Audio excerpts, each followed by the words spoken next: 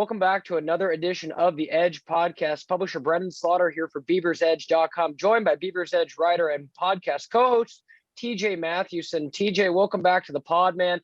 Game week is here. Oregon State, Boise State, under the lights of Reser Stadium on Saturday night. Welcome back to this edition of the podcast. TJ, we made it through summer, made it through all of fall camp. Obviously wrapped up fall camp last week. It's been a journey. I can't believe football season's already here, man. It's really good to get back in sort of the routine of things as us media members go. Yeah. And football more than anything, it's such like it's so structured during the week. You know, we have our availabilities during the week. We'll record this podcast in the middle of the week. You know, I work here for the radio station here in Corvallis, so you know, game days are long for me too. And you know, we have our pregame show and our postgame show, but it's the same thing every single week. It really helps you get in a routine of things, and it's good to see, you know, the football every day. I've missed football dearly. It's going to be a good first week of games overall, and it's going to be exciting to see one of the more exciting Oregon State teams that have come through in probably the last 10 years. So it's exciting. Yeah, most definitely. I mean, it's there's a lot of expectation, you know, around what this team could potentially be. You know, there's whispers here and there about maybe how good of a season this could be, TJ. And, you know, you and I have, you know, seen with our own two eyes that, you know, the team itself from top to bottom is just deeper than where they were, you know, each and every year under Smith. It's been a progressive build since 2018. And I really do think this is one of their, if not the best team they've yielded. So it's definitely going to be interesting to see how all of it shakes out. We're going to get into Boise State in just a minute and kind of talk about that. Again, 7:30, ESPN Reser Stadium. Oregon State currently a 2.5 point favorite, TJ? Is that still? I think so, yeah. It's about a field goal. Yeah. I mean, I'm sure some are 3, some are 2.5, maybe a 3. You might find a 3.5 in there somewhere. I'm not sure, but it's about, I don't know, it's about the spread of home field advantage. So I'd say on a neutral field, it's probably the line. They have the two teams, I would say probably pretty dead even. Yeah, no, and we'll obviously talk about it a little bit too, TJ, but how can you quantify what Oregon State's home field advantage is this season? Like, you know, obviously Reser Stadium before the west side was taken down, I think held somewhere around 44,000, 43, somewhere in that range. And then obviously after taking down the west side, they've gone down to, I believe, 28 or something. It's 27. It's about 27. 27 for the upcoming season, which, you know, makes it one of the smallest in, you know, college football. So I'm curious to see with like a sellout, what kind of the, you know, fan volume is, how it reverberates, if it kind of stays in the stadium or if it kind of goes out towards like the construction parking lot. So yeah, I mean, it's going to be interesting to see like just what Oregon State's home field advantage will be this year, you know? Yeah, it'll be interesting to see. A lot of it might just be that you get to sleep in your own bed and you don't have to get on a plane and travel anywhere. And the other team, you know, might have to go stay in Salem or Wilsonville or something like they did during the baseball regional when people were complaining up and down about how little hotel space it is. It's like, yeah, well, town of 50,000. That's what happens. But it'll be interesting to see. And of course, again, Oregon State, like, they will, you know, get maybe even an extra day of prep, an extra 6 hours that you don't have to spend on an airplane. You can spend, you know, sleeping or you know, diving into film and doing stuff like that. So maybe that might be the most beneficial thing for this season when you're playing in a half-done stadium. I would say the video board might offer a little thing or two yet. I don't know if it's done yet, but we've both seen in person. I mean, that thing's going to look pretty nice when it's done. Oh, it's going to be very nice. And for what it's worth, TJ, a couple months later, I still think it was a little ridiculous that Auburn baseball had to go up to Wilsonville. That's like, that's my neck of the woods up here, man. Yeah. Like that's not a jaunt from Corvallis. Yeah, and one of the ESPN broadcasters stayed in Newport, I think. Like it just like I do remember that. And it's like it's crazy. And Newport's like close compared to Wilsonville. So I mean, it must have been a nice view out of his hotel room. Honestly, you can't complain with that. Yeah, no, Oregon State's a graduation, man. That town just. But you know, back to the matter at hand. You know, we're obviously gonna get into Boise State and give our thoughts there, but just kind of to kind of put a bow tie on, you know, the season kind of being here. We want to take a look at the depth chart that got released earlier this week. And TJ, obviously the biggest news was, you know, what you and I expected: Chance Nolan to be QB1 And look at that. There's an or between Ben Gulbranson and Tristan Gebbia. We kind of figured something like that could be coming. Other than that, Deshaun Fenwick officially kind of being the lead guy with Trey Lowe at running back and not having an or with Damian Martinez was interesting to me. And outside of that, there weren't really a ton of surprises. It jives, TJ, with your rotations you were giving us at BeaversEdge.com all fall camp. Well, to be honest, there's a lot of ors on here. I think it seems like a little bit more than usual. And we were guessing on our show here on our local show on the radio earlier today. A lot of it is like, not setting places so guys don't transfer. It's like, giving that allure of you still do have a chance. So, you put Tristan Gebbia and Ben Gulbranson on an even playing field and an equal, so quote unquote opportunity, even if the coaches themselves don't think that on the depth chart and, all the coach speak they'll give us, that is what they're going to say. Right. So, I mean, you could have your different situations. Jim Harbaugh named 2 different starting quarterbacks for Michigan. Sonny Dykes at TCU said they'll play 3 quarterbacks. Or you could be like Steve Sarkisian, who didn't even bother releasing a depth chart. I heard a team just a little south of Corvallis didn't release a depth chart either, TJ. So I did see that too. Not naming a starting quarterback. Yeah, so maybe I guess they might play 2. I don't know.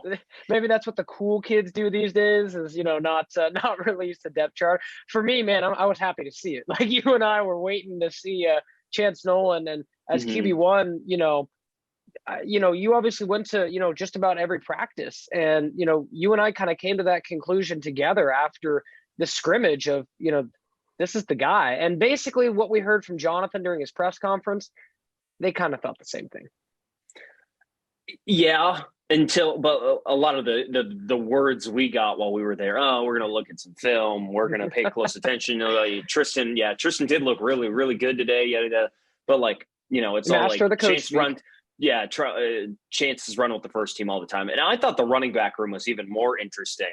It's almost like an extreme level, right? You name 2 first-team running backs and 3 second-team running backs to probably keep a guy like Isaiah Newell from just, a guy that could probably start at, maybe half of these Pac-12 schools on your roster, and he might be the 5th guy in line.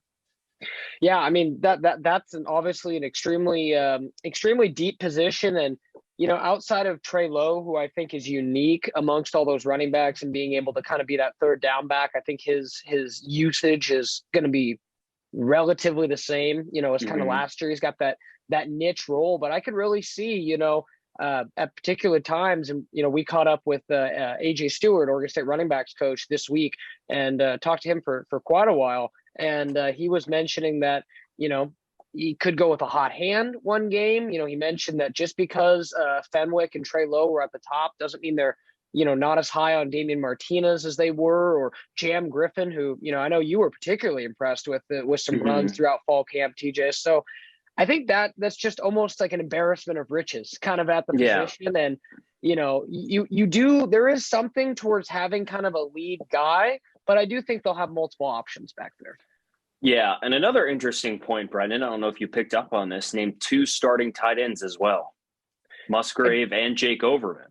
I did not pick up on that entirely, but because Oregon State has utilized such a 2 tight end scheme as far as run blocking the last 2 years, it doesn't surprise me too much. But no, that's interesting as well, because, Luke Musgrave, might be up there with one of the more, impressive camps. I mean, what the work that guy did to his body, particularly in the offseason, and just his progression physically since the end of last year has been perhaps one of the most impressive on the team. So I'm real excited to see what he can do. And he was real complimentary yesterday, talking about Chance Nolan having kind of that familiarity under center.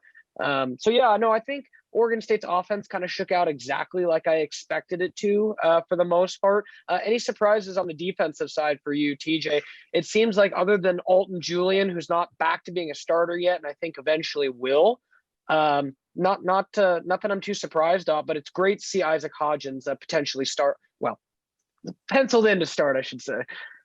Yeah, it was cool to see, true freshman Matthias Malachi Donaldson on the 2 deep. That's something to pay attention to. I think we know like this defensive line is going to rotate a lot. So like first team is an end all be all. They're going to keep rotating guys out there to be fresh. James Rawls at one of the defensive tackle spots, Simon Sandberg as well. Hodgins and Joe Golden, both named starters at defensive end or defensive tackle. That would be interesting. Nothing too surprising. Chatfield being also named as an or starter, a John McCartan or Chatfield.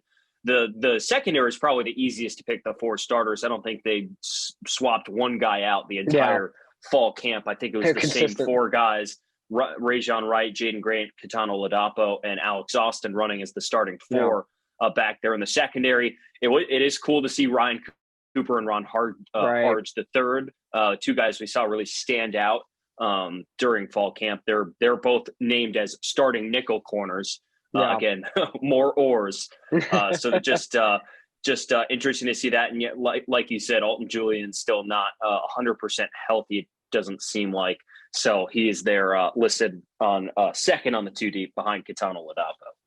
Yeah, and that's a good point. Just on Alton, I based on what I've heard from Smith, I think his recovery has gone about as great as you can expect. I mean, we're all sports fans. We've all seen the wide range that can happen with ACL injuries. I mean, sometimes you see someone come back in 9 months and it looks great.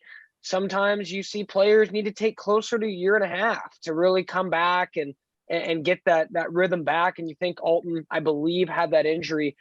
The Utah game, which I'm trying to remember if that was the 6th or 7th game last year, might have been the 7th, I want to say, because he was ineligible, obviously, to grab a red shirt medically for that last. Right in the middle of the season, regardless. Yeah. And that's where I said the fact that Jonathan seemed to think it was pretty confident he would at least get out there against Boise State definitely is a great sign if you're an Oregon State fan, because Alton was playing some of the best defense in that secondary last year before he went down. And, the fact that he's already been able to go through that rehab process and potentially be able to get back early in the season would certainly be good. But no, let's go ahead and transfer and kind of transition over to our thoughts on Boise State as we kind of approach Saturday night's matchup.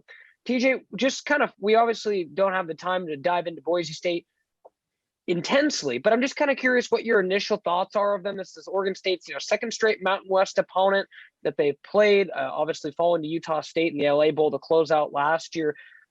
What do you think? What's just kind of your gut feeling with this game up top? And then obviously we'll get into some matchups and what Oregon State needs to do to come out on top. It's a pretty similar look, I think, on both sides. I mean, Boise State went 7-5 last year, and if you throw out the pandemic year, that's like going 0-12 in Boise, right? Like there's some their over under win total. You don't like, for a team that went 7-5 the previous year, their over under wins I think is 9.5. Wow, like really, really high up there. So it's 2 sides that are really expecting big jumps from their teams this year, which means someone is going to be set up to be kind of disappointed in this game. And, the Vegas line kind of reflects it. They probably view these teams about even on a neutral field. So the matchups are going to be interesting. It's going to be a couple of veteran quarterbacks, Hank Bachmeier, who has played in parts of, now this will be his 4th season under center for Boise State. The first season actually where he returns an offensive coordinator. So we'll see how that reflects on him. And the first season where he's not, battling for the quarterback job. He got it. And Sam Vidlak, by the way, I believe is 3rd on the depth chart there in Boise, I think. I got a question for you, TJ. Do you know Boise State's last losing season? Was it 90, 98? 97. 97. Oh, damn, so, I was close. So, again, yours truly was like a wee lad. So I was not born in 97. So that was a hot minute ago. TJ alluded to it very well. Talking about a program that just, whether it was, Dan Hawkins to Chris Peterson to Brian Harsin to, now Andy Avalos, they just seem to have, the alums just kind of come through and just keeping that program, where it is. And it obviously is a program that Jonathan talked about on Monday. that he has a ton of respect for, just because the way that they approach games. And he was saying, they're very aggressive. They believe they can beat anywhere, anybody, anytime. And, Oregon, the last time these two teams met, Boise State came into Reser and kind of walked out with a victory, and it wasn't particularly tough to do so back in the 2016 season, as Jeremy McNichols, I remember that game, just ran wild. So it's definitely, there's a lot of history between these two teams, and it's going to be interesting to kind of see how that works. But a little bit of a connection, obviously, with Andy Avalos being the former Oregon Ducks defensive coordinator. And then, as you mentioned, Hank Bachmeier has been a starter there for, several seasons now. And his talent under center, TJ, cannot be understated. He is, I think, their best player. Yeah. And he's kind of that guy that if he has a good game and can read Oregon State's defense, could be a long afternoon. If he has an off game and Oregon State, throws some coverages at him and blitzes him and so on and so forth, it could be a game that's skewed heavily in Oregon State's favor. So I think Hank Bachmeier is really that meter for how Boise State's going to play in this game. Yeah, and he's going to be among the most veteran quarterbacks they play this year, right? So it really is a test for, that fully installed scheme that Trent Bray's going to have. How are you going to adjust against a guy who's seen a bunch of defenses, has played a lot of college football, has pro aspirations, is expecting Boise State to take a jump forward that they didn't in year one under Andy Avalos last year. So that'll be interesting to see. And there, like you mentioned, there are some good matchups in this game. I know Boise State lost their leading receiver from last year, or a couple at least. I know Shakir, who is on the Bills, I think now. They lost him for sure, which is, I guess, good for Oregon State's quarterbacks. But it'll be some guys now stepping up for Boise State in that sense. And it'll be interesting to see how much the thing I'm probably most curious to see here in week one, how much pressure is Oregon State going to get on Hank Bachmeier? That's going to be a telling tale. Yeah. Hey, can you push around somebody's offensive line? Get some like Oregon State had their way with Idaho last year, right? Okay. Right. But let's go up against like a good Mountain West team, a good expected preseason Mountain West favorite, Boise State Broncos. Can you get pressure on Hank Bachmeier? Can you hit him 5 times? Can you hit him 7 times? Right. Can you bring him to the ground 2 or 3 times? Can you force a wobbly pass that gets picked off, right? Right. It'll be all these things that we just heard day after day about Trent Spray Diva. So, hey, how aggressive they are, how you're getting up the field, how they're getting towards the quarterback. All right, well, this is your first test against a guy who can read a defense, who has seen quite a bit in his collegiate career. And it'll be a fun matchup to see.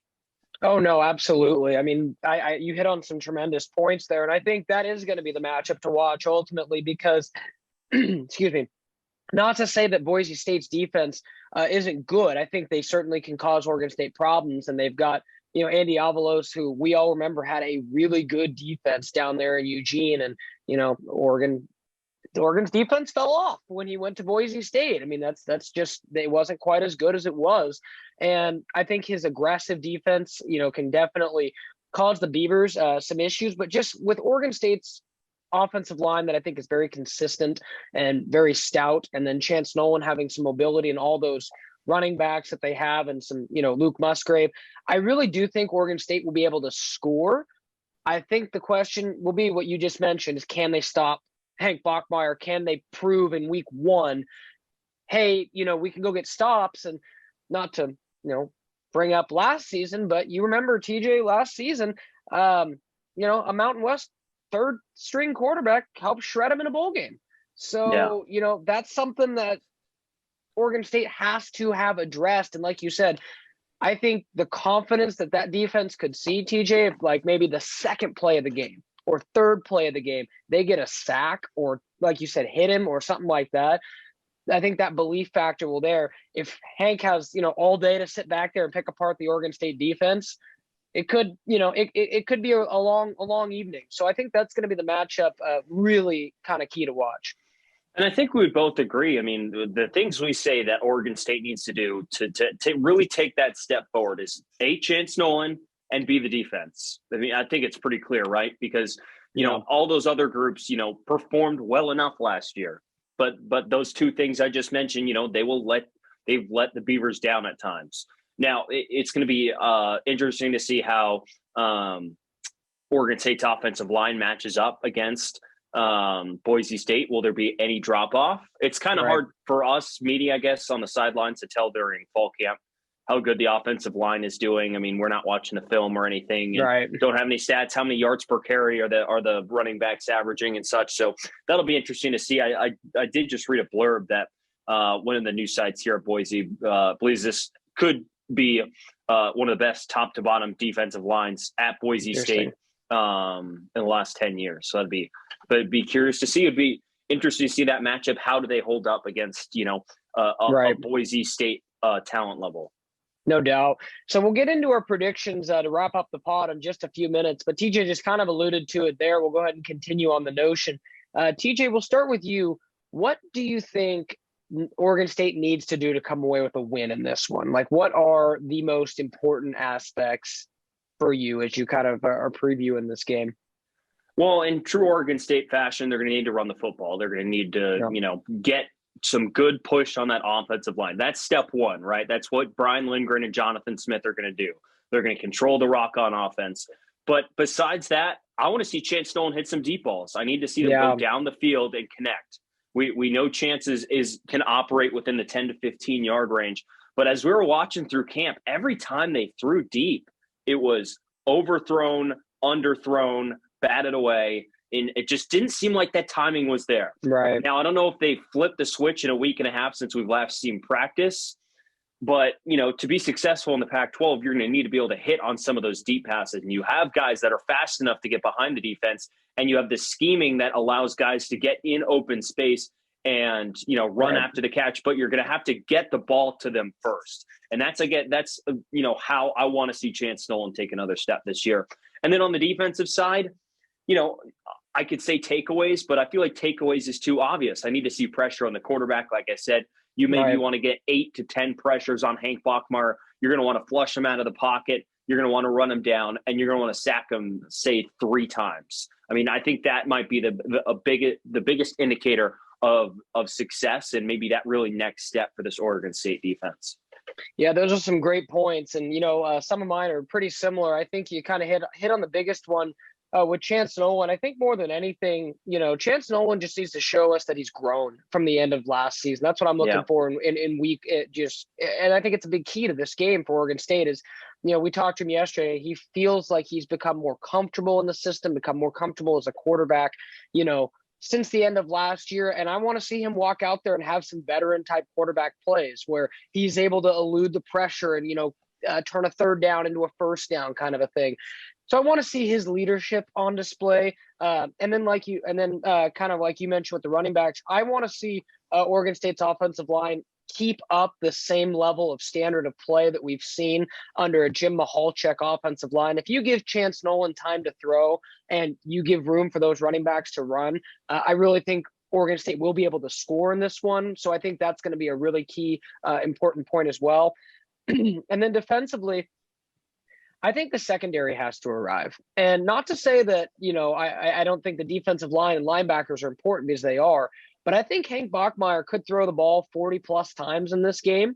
And, maybe a little high, but depends on, how the game flow goes and whatnot and how confident Boise State is in their run game. But if he's, lighting it up, almost borderline air raid style, those guys you mentioned earlier, TJ, those are only 4 guys. They're going to be rotating more guys into that secondary if, as the game goes on and potentially as, they get deeper and deeper into the snap count. So I think it's going to be a big onus on the secondary to perform well in this game. And then I'll piggyback again off yours is just adding some pressure, I think will be key in this one. And just, football's a mental game. And if you can, add some hits to an opposing quarterback, it will definitely, stick in their minds. So I think that's definitely something that Trent Bray and his staff are going to be definitely emphasizing this week.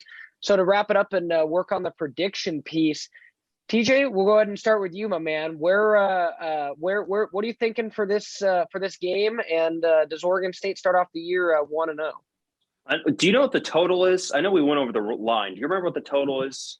I don't have the total in front of me. I might have to let you look that up. I can filibuster for you as we finish up. Let's see. I'm it's 56.5. Okay, found it.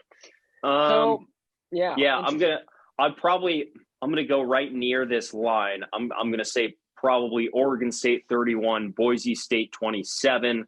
I'm gonna say the running game for Oregon State keeps them going. I'd like to see again a couple, maybe a long touchdown or two from Chance Nolan. See him get comfortable in the pocket. I don't think they're going to have him throw maybe more than 20 times. That's not usually the game plan, especially if Oregon State gets out in front. And I'll say a late turnover from Trent Bray's defense, showing off sort of that aggressive style they have. Will seal it from Brockmeyer. Yeah, that's a pretty good prediction, and one that I've thought about this week. I think right now I've settled in on 28-24 Oregon State. I think Oregon State will get this win if they play like they're capable of, and I expect them to win this game. But for the exact TJ and I's exact predictions, make sure to check back to BeaversEdge.com later this week, as we'll have our little prediction blurbs between TJ, myself, and obviously our recruiting analyst Dylan Callaghan-Crowley. So it's definitely going to be interesting, TJ. I'm excited to, see what Reser Stadium is like, and talking with the media. It's definitely going to be interesting to see what our accommodations are like out there. And I've been told that I've been told to be fingers crossed for power and Wi-Fi. So we'll see. You might have to go up to the suite level for that. Hey, no. Hey, you guys got hot dogs in here? Oh, and the Wi-Fi. How about that? That's good. Just take my laptop and go, man. But no, it's going to be super exciting. Again, Oregon State going to be kicking off the 2022 season from Reser Stadium, halfway completed Reser Stadium, I might add, under the lights of Reser, or under the lights on ESPN at 7:30. TJ gave his prediction for a win. I'm giving mine as well. Make sure to stay tuned to BeaversEdge.com, as we'll have more coverage leading up to the game this week. Thanks for listening to this edition of the Edge Podcast.